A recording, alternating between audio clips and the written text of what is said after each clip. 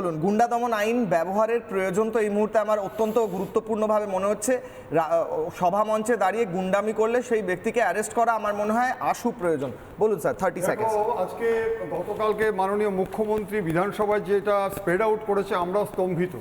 আমরাও কিন্তু ভাবতে পারিনি যে এই যে মৃত্যু নিয়ে আজকে রাজনীতি এবং এত মিথ্যাচার, একজন মুখ্যমন্ত্রী হয়ে যা কাণ্ড করেছেন, এবং যিনি নাকি আজকে কমিশনার ছিলেন মিস্টার সুশান্ত চট্টোপাধ্যায়, উনি যেটা রিকমেন্ডেশন করেছিল 25 লক্ষ টাকা পর্যন্ত দেয়নি, সেটা জানতে পারেনি।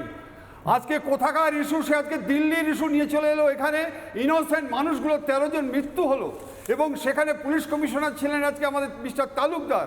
কিন্তু যিনি আজকে হোম সেক্রেটারি ছিলেন, তার এত সুন্দর কাজের জন্য তাকে আজকে প্রমোশন দিয়ে আজকে মন্ত্রী করে দিল, বিদ্যুৎ মন্ত্রী।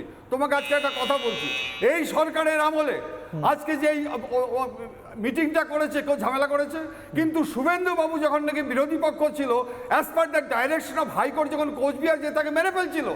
আমি তোমাদের একটা কথা আজকে বলতে চাচ্ছি, তুমি আজকে বলো যে আজকে অভিষেক বন্দ্যোপাধ্যায়ের এগেনস্টে 8 থেকে 9 বার সিইটির কাছে এবং সিবিআইয়ের কাছে অ্যাপিয়ার হয়েছে, কোনো অ্যাকশন হয়নি।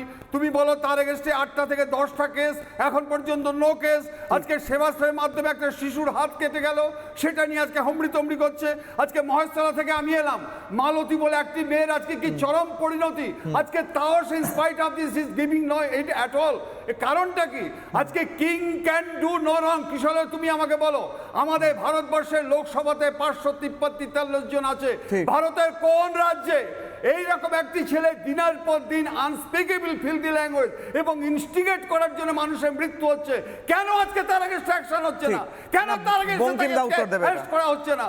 কেন? গুন্ডা দমন আইনে তো স্পষ্ট বলা আছে, সমাজে বিপজ্জনক কার্যকলাপ, হিংসা, ভয় দেখানোর জন্য তার এগেইনস্ট অ্যাকশন হবে। কেন হবে না? আজকে দিনের পর দিন সে আজকে আমরা এই প্রশ্ন করছি, মাউন্টিং হাই, কি কারণে হবে না?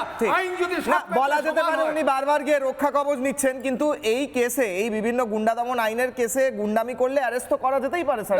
আমি তোমাকে বলছি, আরে ভাই দেখো, আমরা চোর চামড় দিয়ে থাকি, আমরা ডাকাতদের কোর্টে পাঠাই, হয় জেল হবে, না আজকে তাকে রিহ্যাবিলিটেট করব।